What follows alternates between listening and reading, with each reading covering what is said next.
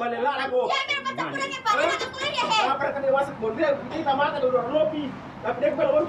Ya pemirsa, kalau kita sempat ingat ya bahwa memang ada sebuah video yang sempat viral di media sosial di mana ada salah satu oknum kepolisian yang kemudian melakukan penganiayaan terhadap seorang paruhbaya di Kabupaten Pinrang, Sulawesi Selatan, di mana unit Propam Polres Pinrang juga kemudian langsung turun tangan menangani kasus ini.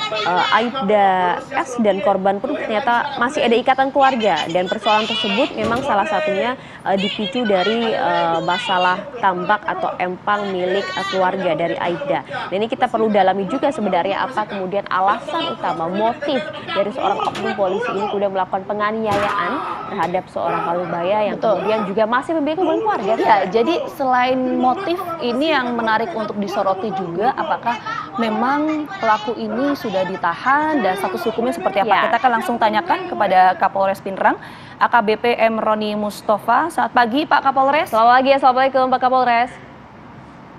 Waalaikumsalam warahmatullahi wabarakatuh. Selamat pagi Mbak Gina, Mbak Maria. Iya, Pak Kapolres, langsung saja Pak. Jadi status hukum terhadap pelaku sampai saat ini seperti apa Pak? Baik, terima kasih Mbak Maria, Mbak Gina. Sesuai dengan petunjuk dan perintah Bapak Kapolri dan Bapak Kapolda Sulsel, apabila ada anggota yang bermasalah ataupun bersikap bertindak tidak sesuai dengan kebijakan atau arahan pimpinan ataupun tidak patut, harus kita tindak dengan tegas, terukur, dan proporsional. Hal itu dengan maksud untuk introspeksi yang bersangkutan supaya ke depan lebih baik dan untuk pembelajaran anggota yang lain. Jadi berkaitan dengan jadi kejadian status hukumnya terperiksa atau tersangka atau seperti apa Pak?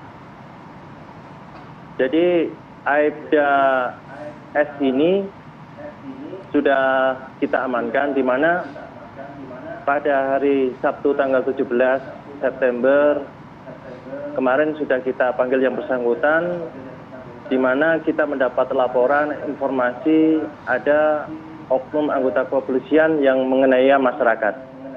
Kejadian itu terjadi pada hari Kamis tanggal 15 September, sekira pukul 14.30. Selanjutnya, Ya, artinya sudah diamankan Pak ini pelaku Pak?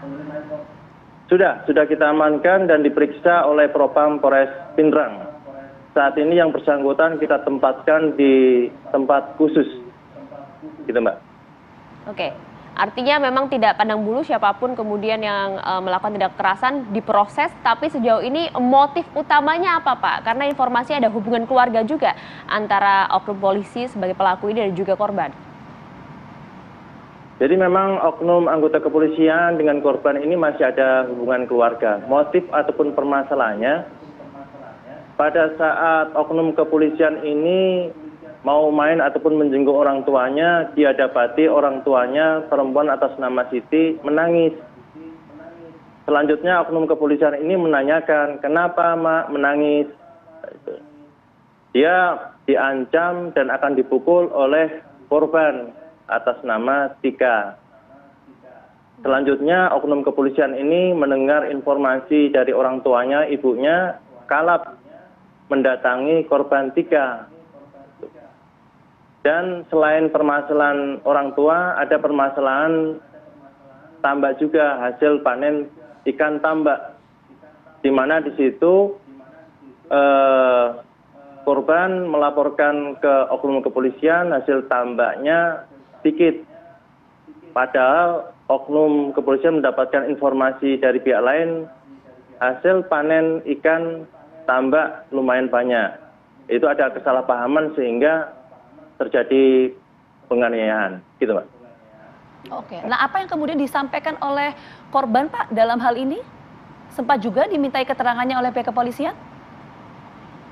Jadi hari Sabtu tanggal 17 September, baik oknum kepolisian, korban, saksi-saksi, kita mintai keterangan.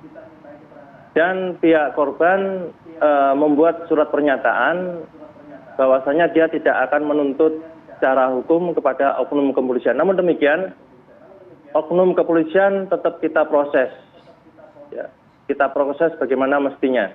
Yang bersangkutan untuk saat ini kita tempatkan di tempat khusus dan nantinya akan kita sidangkan, gitu Pak. Oke, Pak Kapolres, maaf saya potong. Maksud saya begini Pak, pertanyaan saya. Kan sudah dimintai keterangannya korban ini oleh pihak kepolisian. Apa yang disampaikan berkaitan dengan konstruksi kasus ini, termasuk juga motifnya? Betulkah seperti itu Pak Kapolres yang Memang ada disampaikan perselisihan oleh di sana? korban? Oke, sayang sekali nampaknya kita terkendala komunikasi dan juga terputus ya.